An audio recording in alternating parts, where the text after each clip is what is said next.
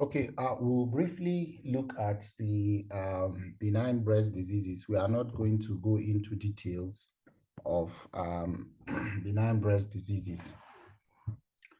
Now, you should know the surgical anatomy of the breast. It developed from the invagination of the chest wall ectoderm. It is a modified apocrine gland. Okay, it's a modified sweat gland. Now, you should know that there's what is termed the milk ridge. Milk ridge. The milk ridge normally extends from the chest down to the groin. It extends from the axilla down to the groin. Okay. Now, this milk ridge arises from the ectoderm, and it tends to obliterate, leaving only the parts in the chest that extend from the second to the sixth intercostal space. And it is because this persists, that is where the breast tissue develops. However, when you have an abnormality of persistence of this milk ridge elsewhere, you will be having an accessory breast or accessory nipple, as the case may be.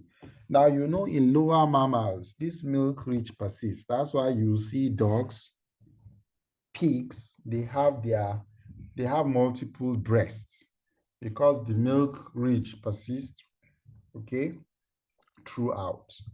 Now, in humans, this is not the case. So is that invagination tend to obliterate. Female breast overlies the second to sixth rib from sternal edge to the mid-axillary line. It has glandular tissue arising from alveolar, lobular, lobes, ducts, and these are embedded in fat. If you remember, yesterday we were talking about male breast cancer. We said it spread rapidly because they have rudimentary breast tissue.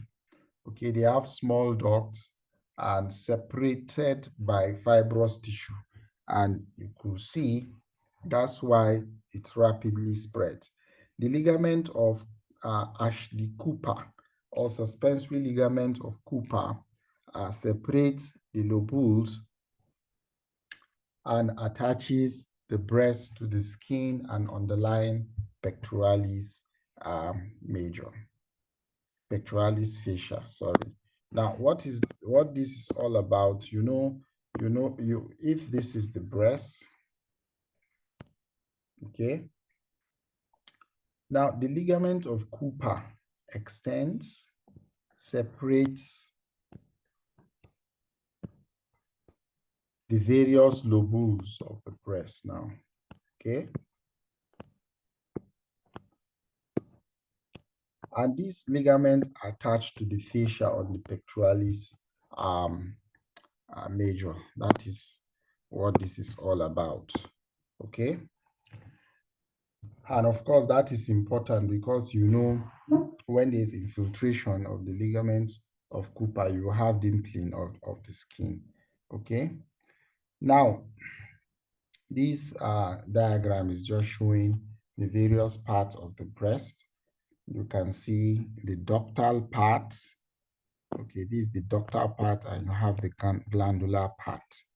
Okay, and this ductal part that opens to the nipple, just beneath the nipple areola, you have a dilatation of this duct that is called lactiferous sinus. And during breastfeeding, some of the milk will be stored in the lactiferous sinus. As the baby tries, puts its mouth suck, it squeezes that small breast milk that is in the lactiferous sinus before continuous stimulation proceeds.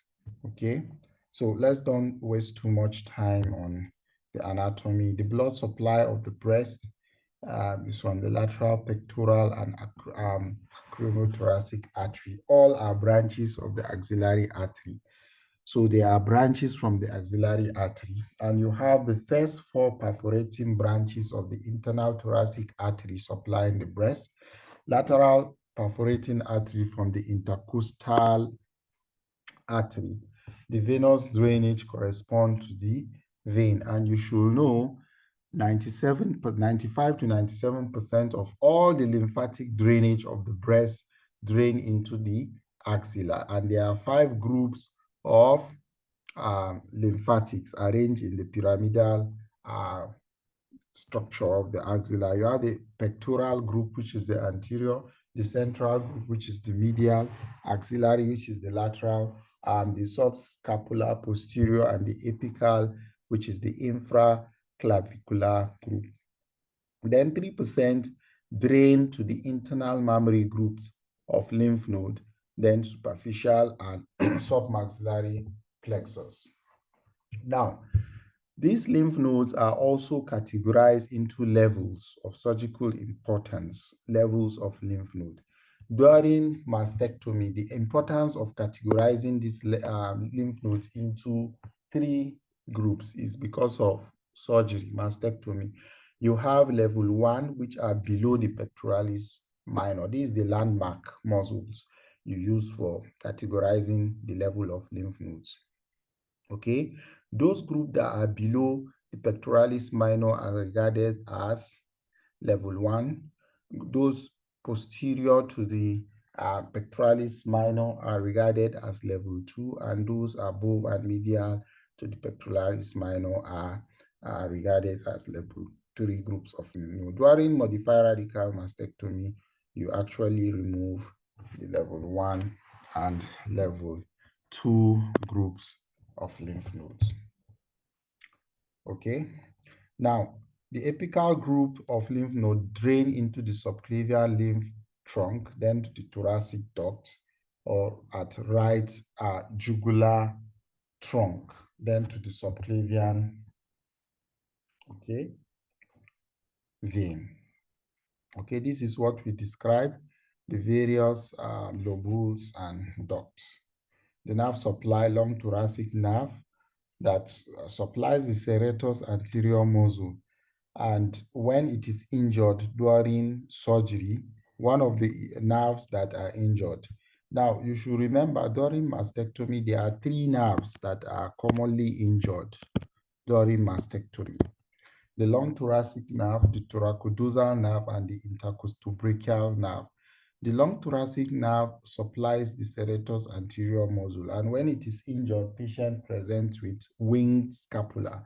When you ask the patient to face the wall, press both hands against the wall, which is a resistance. You will see the scapula will wing.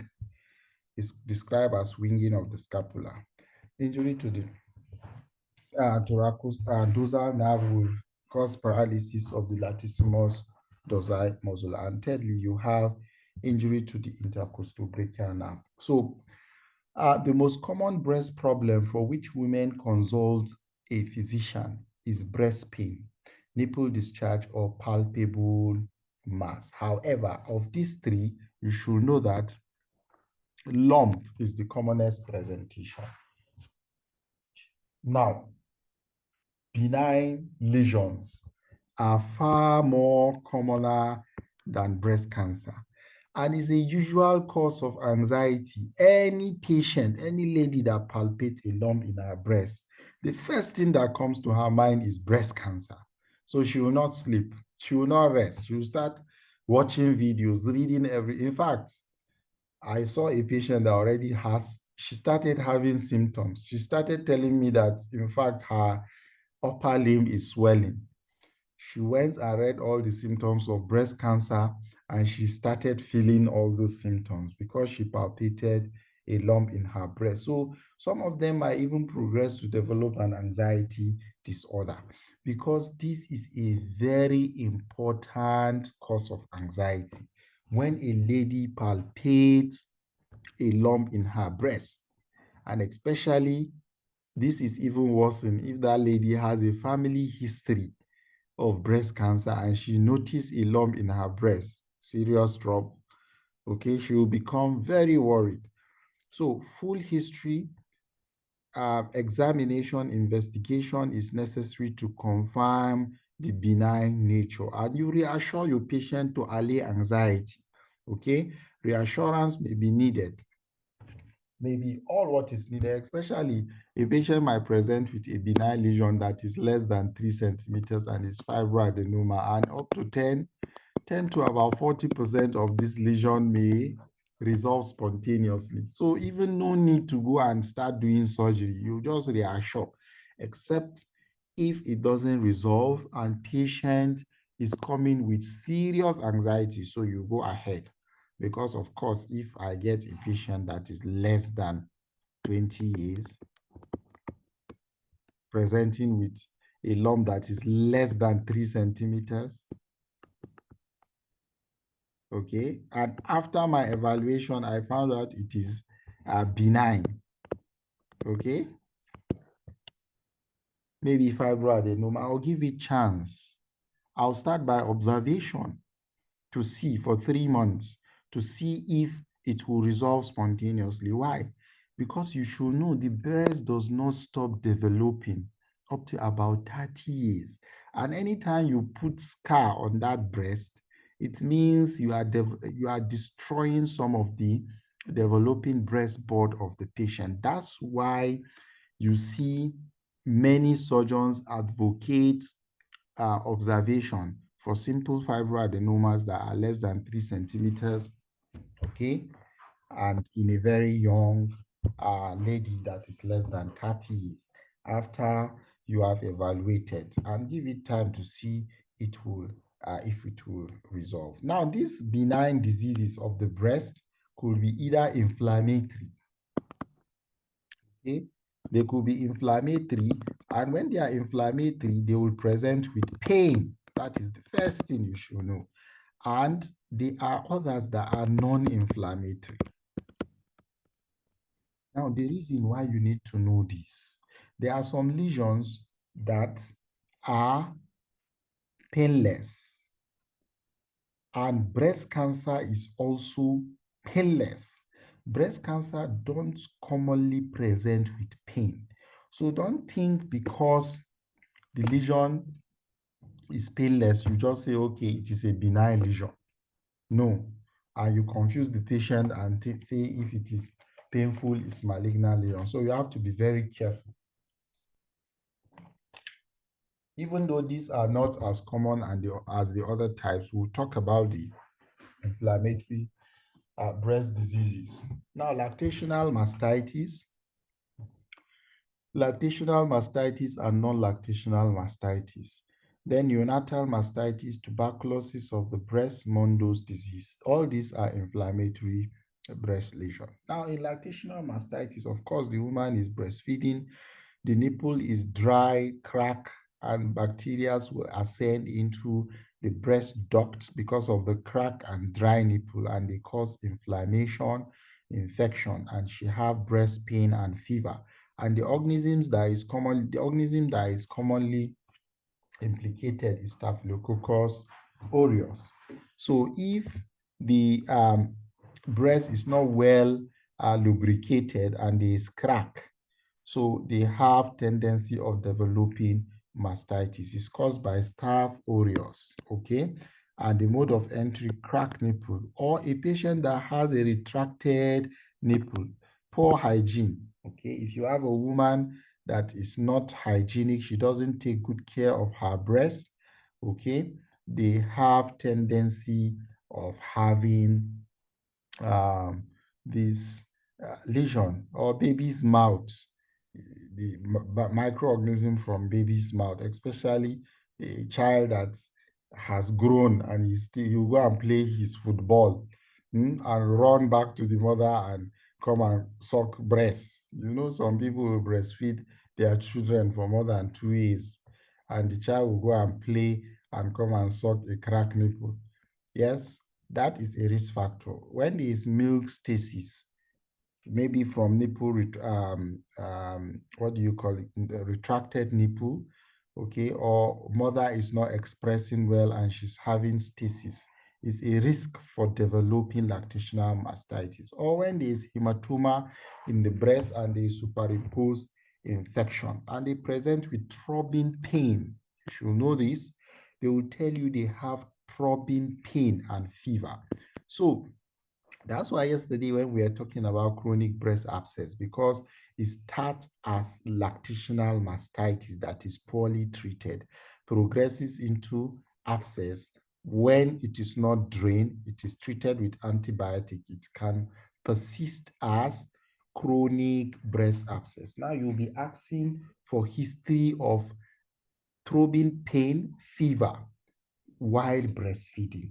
Okay, they might have throbbing pain, fever, and they have redness or hyperemia over the breast, especially if they are fair-skinned individual. They have tenderness and they could be in duration. When you palpate the breast, you have some degree of hardness over the side that it's inflamed. Cellulitis, okay, which may resolve or then progress into abscess formation. Now, the treatment is with antibiotics for about 10 to 14 days. When they form abscess, you have to what?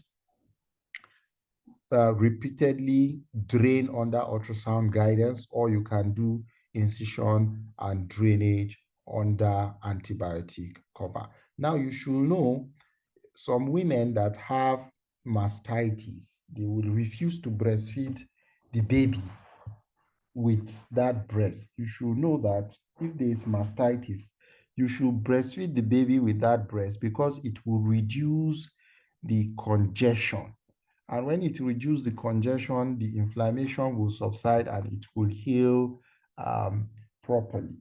Now, it may become complicated, forming fibrosis of the breast because of the inflammation that tends to heal by fibrosis, and they will have reduction in breast size and even in milk production because there's a lot of fibrosis that are destroying the glandular tissues of the breast.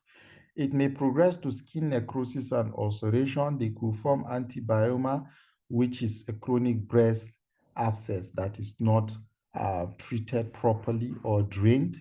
They could have sinus and fistula formation. Yes, it could present with recurrent infection, bacteremia, and even septicemia. You can see this an image of a woman who had lactational mastitis with dermal necrosis.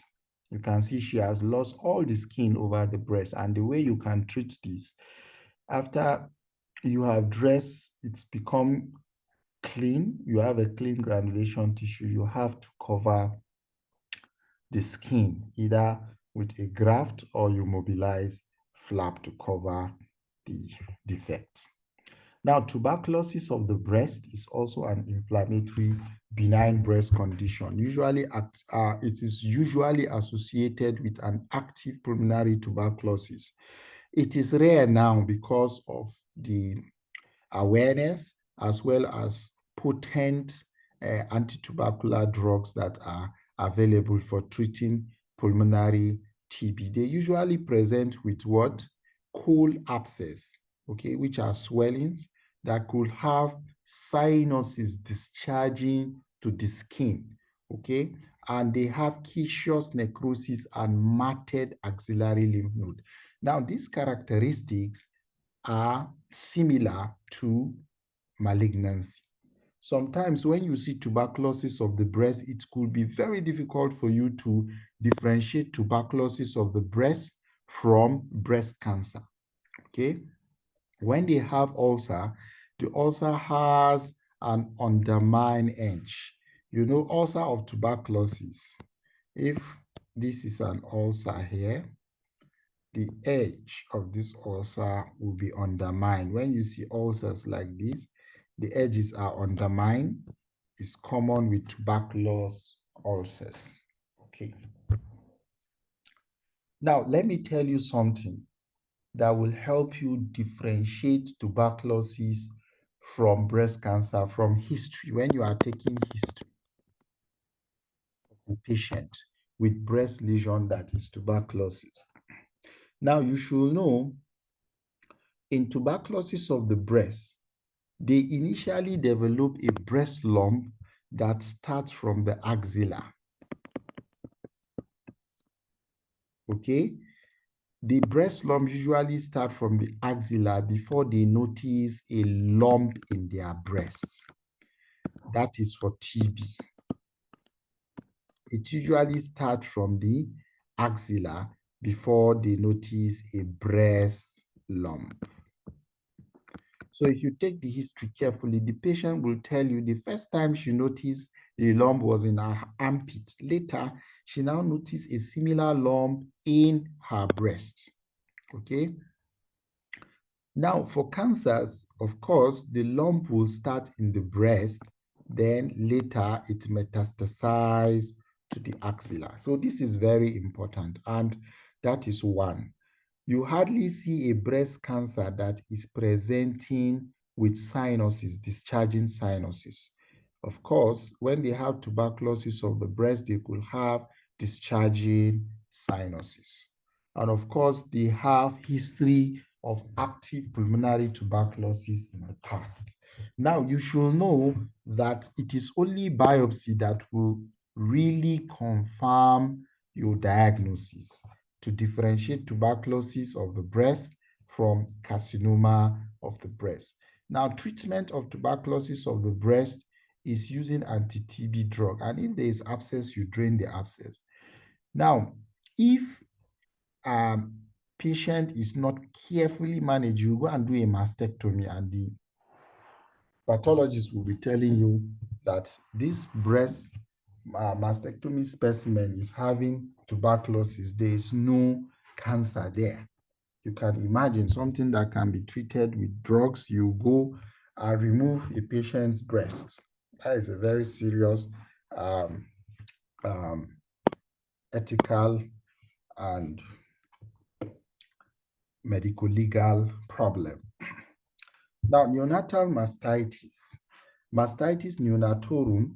A mastitis neonatorum, it occurs within few weeks of birth. It responds to maternal hormone exposure due to prolactin and estrogen that crosses the placenta, and it stimulates the breast development in the child. And this tends to resolve spontaneously. Occasionally, it becomes infected. That is where the problem is, but it is something you should you know that is counseling that is required, because you can see the baby has breast. And the importance or significance of this is because of our cultural practices. If a woman goes home with a child with breasts, day one, you see child with breast, she's in trouble. They'll be telling her that she has given birth to a witch. That's why they describe, and of course, this will be further worsened when she starts expressing milk. That is serious. Everybody will run away. That's why in the texts, you see this being described as witch's milk. Witch's milk.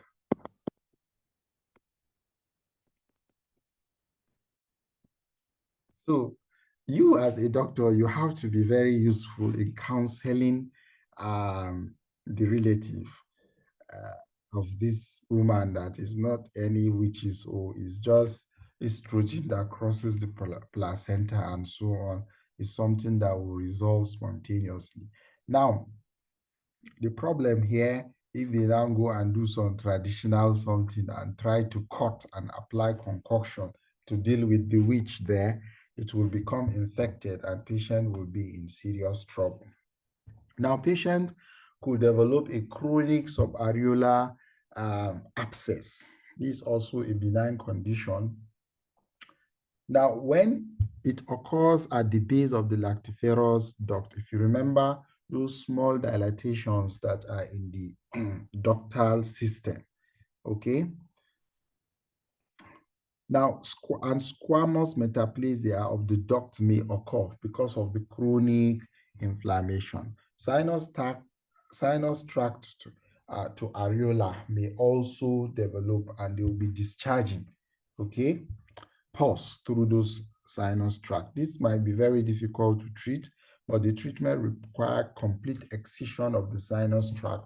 Recurrence is common, and this is very important when it is not treated properly. Now, the reason I just want to exclude all these inflammatory breast disease. Here you have Mondo's disease, where you have multiple dilated veins over uh, the a breast. Now, we'll talk about the concept of Andy, because this benign breast disease is described as the old name for breast conditions. But it is now found that these are not actually neoplasms per se. They are rather an aberration of normal development and involution of the breast. So the new concept of Andy came about, that was coined by the Cardiff Breast Clinic in 1987. Varieties of benign abnormalities are either due to two factors, which you should know: due to increased level of prolactin or other hormones, or increased sensitivity of end organs. Okay, now this abnormality of the breast that is now described as Andy, aberration in the normal development and involution of the breast, is as a result of either an abnormality in the development of the breast or an abnormality in the involution of the breast. Now the examples, and this is as a result of hormonal stimulation, especially in a patient with hormonal imbalance. The abnormalities in development will give you fibroadenoma. So you can see the fibrous and the glandular tissue will be involved in this lesion. Then you have cyclical hormonal changes that will cause benign mammary dysplasia, which we talked about yesterday, okay, which is as a result of hormonal stimulation, fibroadenosis or fibrocystic changes. Now, when there is failure of involution, okay, of the lobular tissue, failure of involution will lead to cystic changes, sclerosing adenomas, or duct ectasias. So you can see these are not neoplasm as it was used to be taught, that benign breast tumors are neoplasm. Rather, they are described as aberration of normal involution, uh, development and involution, ANDI. Now let's discuss benign mammary dysplasia. This is the old name, and it is called fibroadenosis or fibrocystic changes. The newer name for it is now cyclical mastalgia with nodularity. And usually, these women, when you palpate their breasts, they have lumpiness. You see as if there are multiple tiny lumps, and it is common in between 20 to 45 years, higher in 30 to 40 years, highest between this range. Now, this is very important because the commonest one is fibroadenoma, and fibroadenoma, you see them in patients that are less than 30 years. Now, the pathologic features of cyclical mastalgia with nodularity include fibrosis, epitheliosis, cyst formation, and adenosis. Okay, and adenosis in young patients. And it is because of these changes overall you have lumpiness when the breast is palpated. It is not a pre-malignant lesion. Take note, it is not a pre-malignant lesion. However, when they have atypical hyperplasia, any benign breast lesion with atypical hyperplasia has a risk, an increased risk of malignant transformation. This increased the risk of malignancy by 5 times. So anytime you take a biopsy for a benign breast disease, not only confirming that it's benign, but the pathologist will also look for hyperplasia that are atypical. Now, it is commoner in nulliparous women, okay, because of excessive and prolonged exposure to estrogen, okay, because of no history of pregnancy. Now, and they present as cyclical mastalgia, usually fibroadenosis or cyclical mastalgia with nodularity commonly present with breast pain. Don't forget. And you ask them, this pain, is it during your menses or it is constantly present? They will tell you that this pain is usually during their menses. So it is described as cyclical mastalgia. They could have lumps or a lump. They could have serous, don't forget, or greenish discharge. Now, symptoms usually not severe, resolves after menses, okay? Clinically significant in few. Now, this might affect the whole breast or some part of the breast. And this fibroadenosis is a type of breast tumor that even present with more anxiety than the fibroadenoma. Why? Because they usually menstruate every month, and that pain they have will keep on reminding them that there's something in your breast. You understand? So they have lumpiness. If there is a lump, it is irregular, glandular, firm, and tender. Don't forget, they have a tender breast lesion. Now, it is very important you reassure the patient. If patient is on oral contraceptive pills, they stop the oral contraceptive pills, or if they are on hormone replacement therapy, you stop hormone replacement therapy. There are available topical NSAIDs that can be applied as gels or spray that will improve on their symptoms. Now, evening prime rose, okay, is actually a supplement that is commonly given. This is what we commonly give because most of the patient will have hormonal imbalance. And this evening prime rose, we usually prescribe it as 500 milligrams BD for 4 to 8 weeks. Or you can give 1 gram daily for 4 to 8 weeks. So most of the time, after 8 weeks, you will see they have significant improvement in their symptoms. Other drugs that could be used includes danazole, tamoxifen, which is an anti-estrogen, bromocriptine, if they have associated serous or greenish discharge, luteinizing hormone, releasing hormone, and agonist, as well as excision biopsy if there is a lump.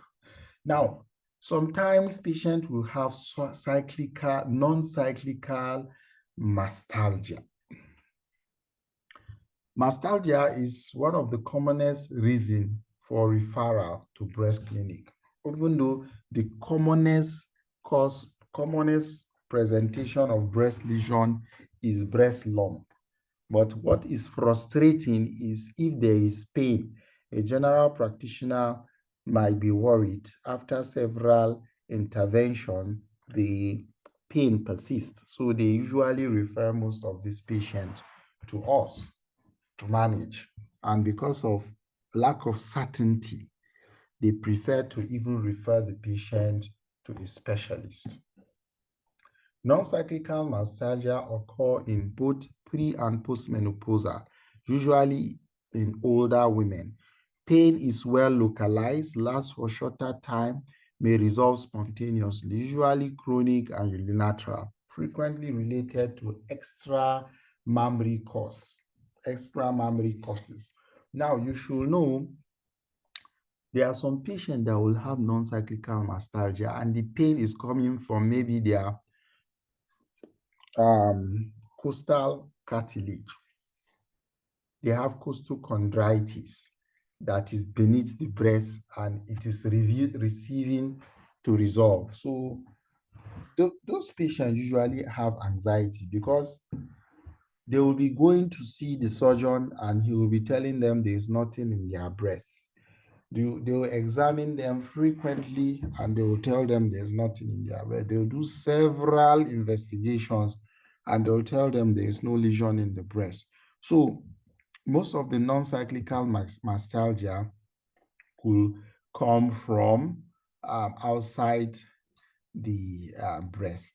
So causes of non-cyclical mastalgia include sclerosing adenosis, periductal mastitis, cancer, first presentation in 5%, cervical root pain, musculoskeletal pain, Tietze syndrome, costochondritis, as mentioned, previous surgery, maybe there's a scar, treat underlying cause, use NSAID, proper breast support with bra, avoid coffee, stress, injection of lidocaine with steroid is also another option.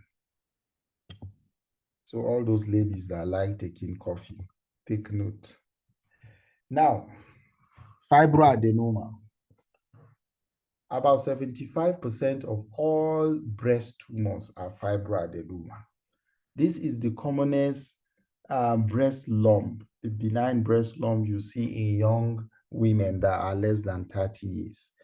And it results as an abnormal development of terminal lobule unit. If you remember, we said Andy, aberration of normal development and involution. So the aberration in normal development results in fibroadenoma.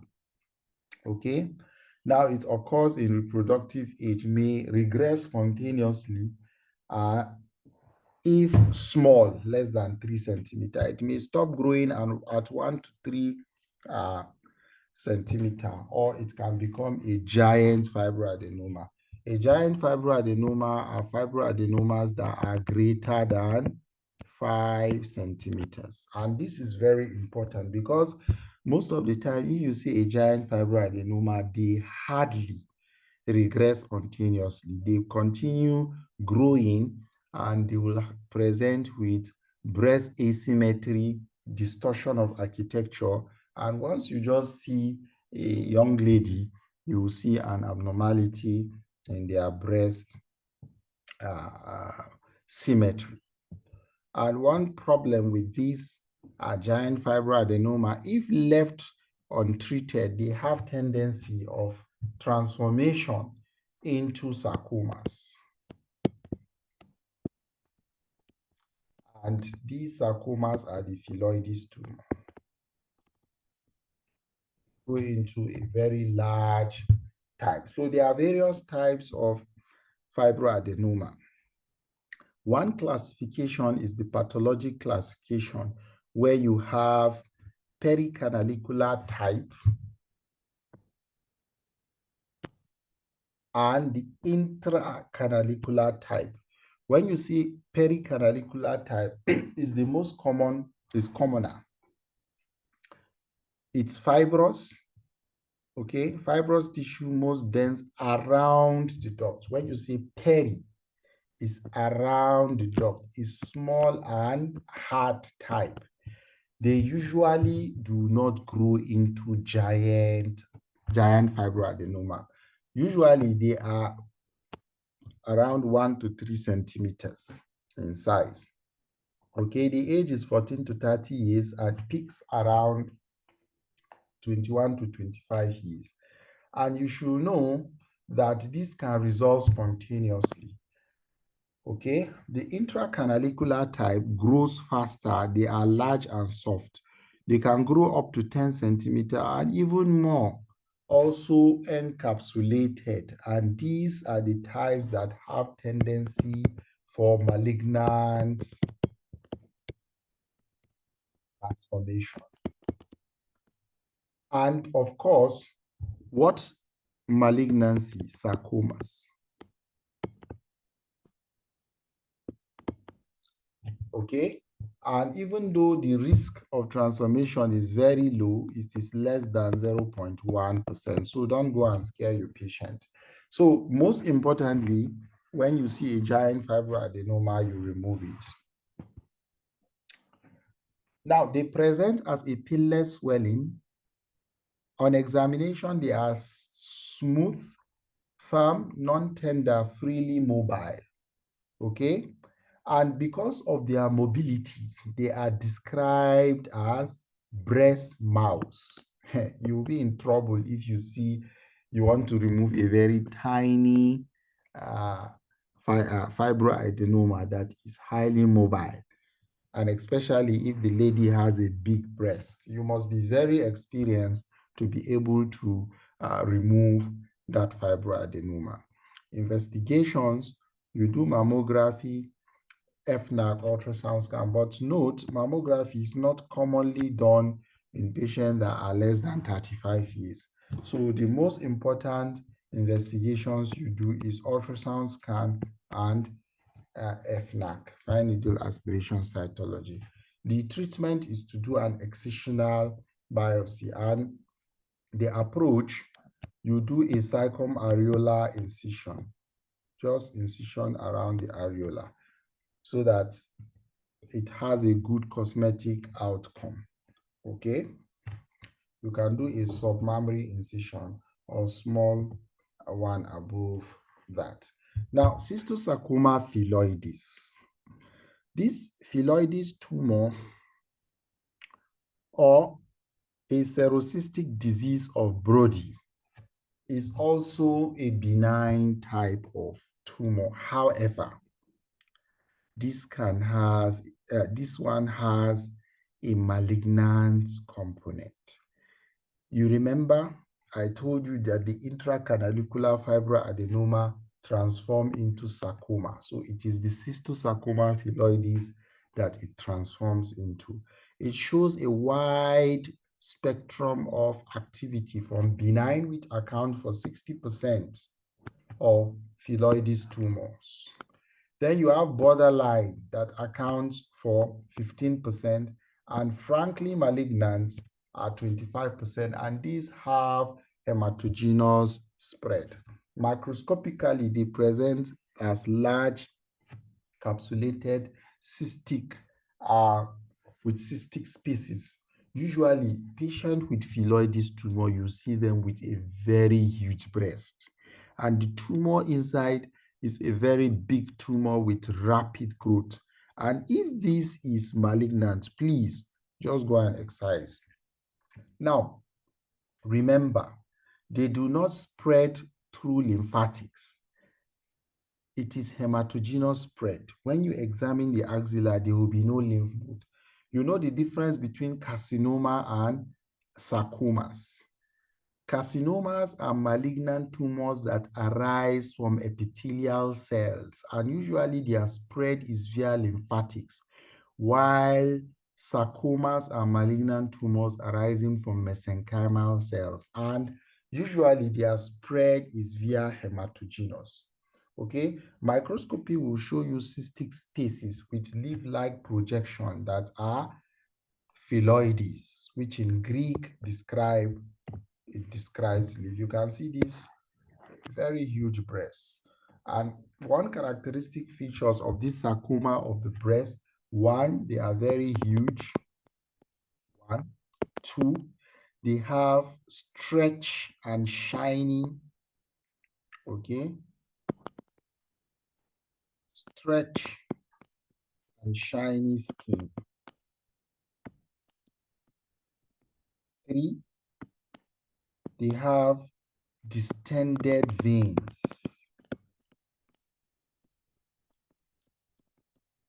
Now, if you examine, don't forget, anytime you see a very huge breast mass that has a stretch and shiny skin and distended superficial vein. Sarcoma should be coming to your mind as a differential.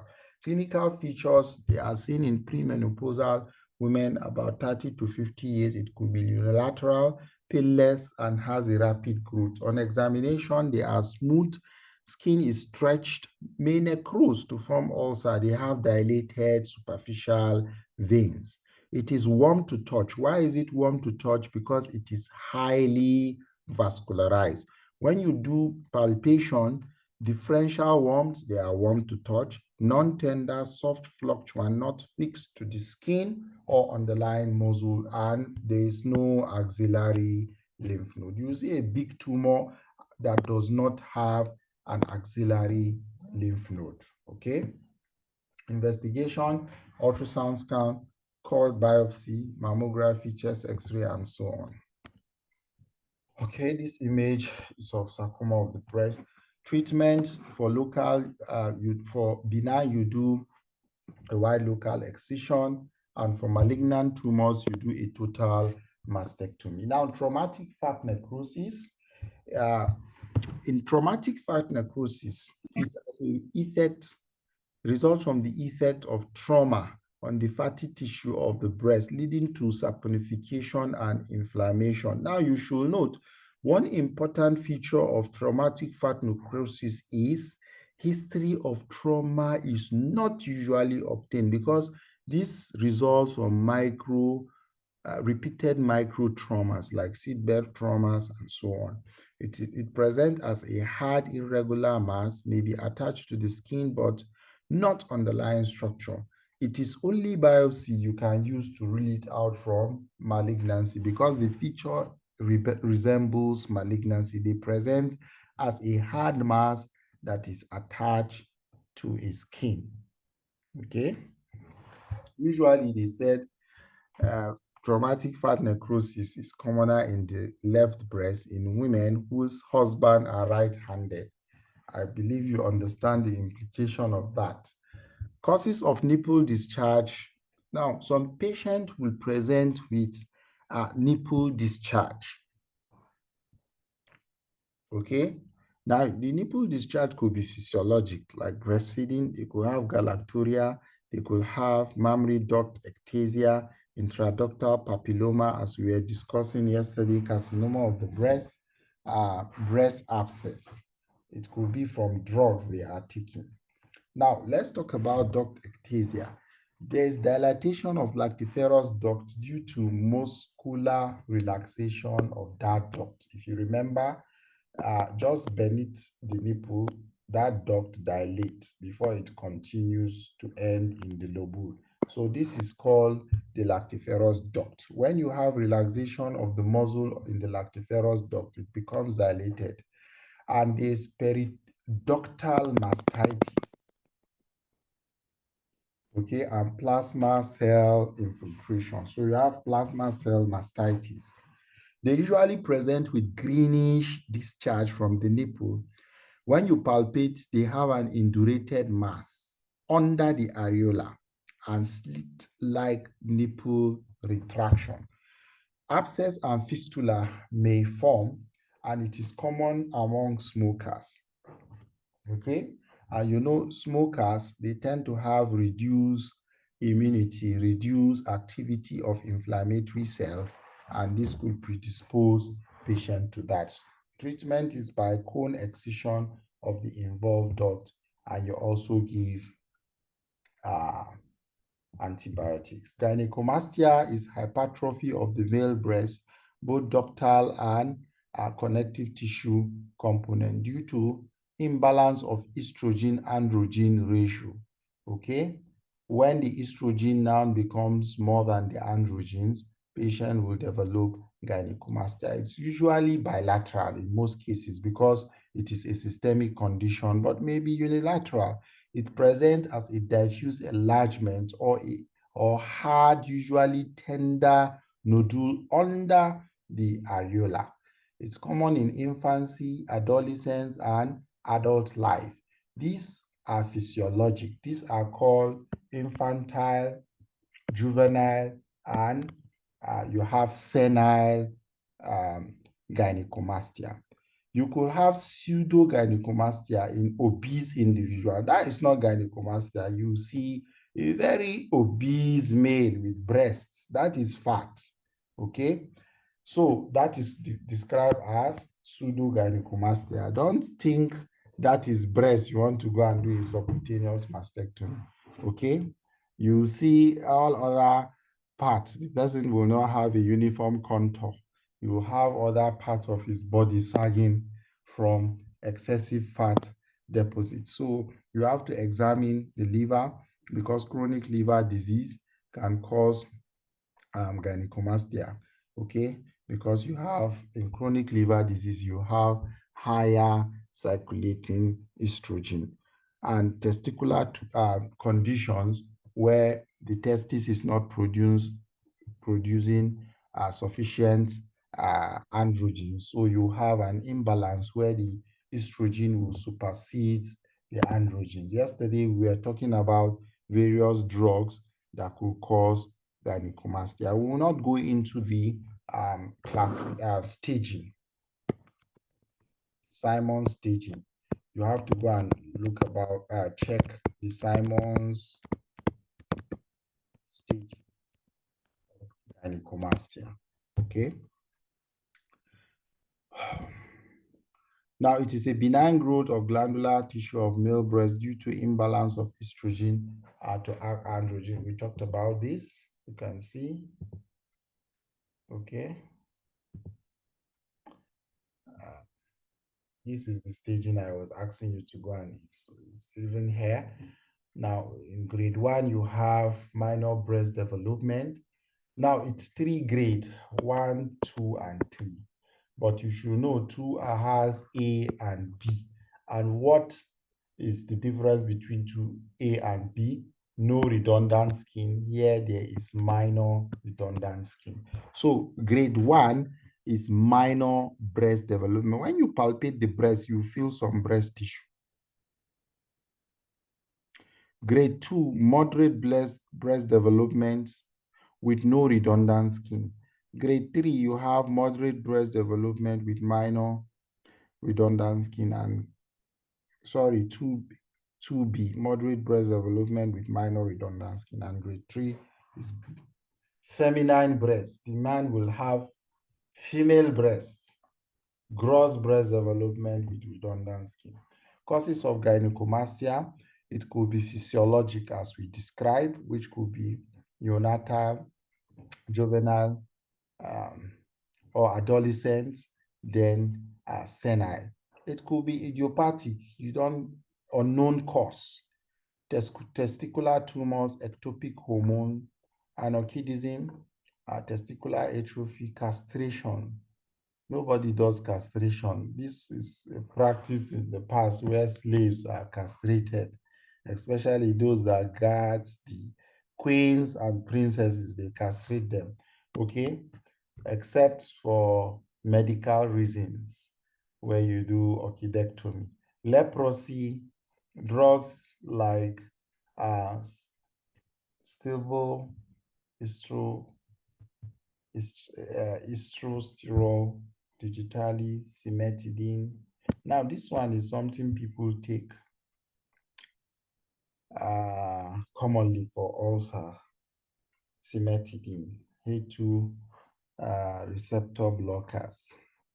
Okay, digitalis, spironolactone, INH, isoniazid, phenothiazide, liver disease, Klinefelter syndrome. So these are drugs. Investigation, you have to do liver function tests. You have to do hormonal assay, DNA study. Treatments, you have to treat primary cause. Reassure in adolescents, you can give anti-estrogen or danazole. Then if symptomatic, embarrassing, long-standing, and it is large. There's a patient I saw, he's a young man. This guy is carrying a well-developed female breast. He was strapping the breast for a very long time. He did not come for treatments because he felt embarrassed. And that strapping now formed a circumferential ulcer around his chest. So when he finally came, we just removed the breast for him, both breasts. Subcutaneous mastectomy through submammary or circumareolar incision. Then there are some congenital breast problem due to abnormality of the milk reach we talked about earlier, amasia, absent nipple polymasia, athelia, polythelia. We talked about this earlier. Congenital breast disease. About 1 to 5% of the population have accessory nipple and less commonly accessory breast. This accessory breast is commonly seen in the axilla. It usually develops along the milk line or the milk reach. Most common site of accessory nipple is below the breast. Okay, most common site of accessory breast is in the axilla. Rarely requires treatment except for cosmetic reasons, subject to same disease as the normal breast. So this patient might even develop cancer in that accessory breast because it's breast tissue.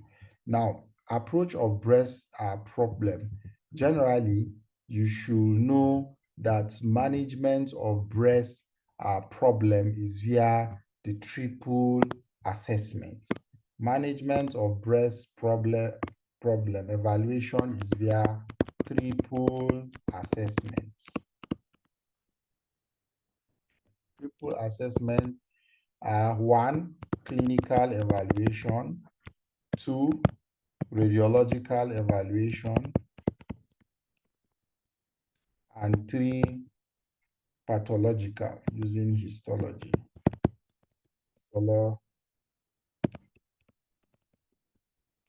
Clinical, you take history and physical examination. Radiological, you do ultrasound scan for those that are less than 35 years. You do mammography for those that are more than 35 years. Histological, you do FNAC, through cord biopsy. So we are going to stop here. If you have any question, you should ask. Benign breast problem accounts for majority of breast problems seen in women. Breast complaint need careful assessment with thorough history, physical examination, as well as diagnostic workup. Okay, if indicated, women with breast problem can present with a mass, pain, nipple discharge, or changes. They can also be asymptomatic. It is important to rule out breast cancer. So if you have any question, please, you can ask. Any question? Okay. I believe most of you are sleeping. You have eaten too much. Jamilu Kabiru. You see, va? Harira. You see, they are Yes, sleeping. I'm here. I'm here. Haliva. Yes, sir. I'll catch somebody that is sleeping. Amos. I'm here, sir. Hassan with hijab. Yes, sir. Okay. Let's see. I need a scapegoat. Samiha. Uma. Yes, sir. Okay. MM. Yes, sir. You see, I just woke her up from sleep. Okay. Any question? Okay. So we are going to call it a day. So all of you, whether you join Med Tutors tomorrow, you must today. Or you join Sorry, today. sir. Good evening, sir. I just have one question. Okay, let me finish the announcement. I'll come back to your question. Don't think that because you are new, you are not going to write the test. Everybody must write the test. Whether you are joining tomorrow morning, you must write the test. Okay, you can go ahead with your question. Okay, thank you.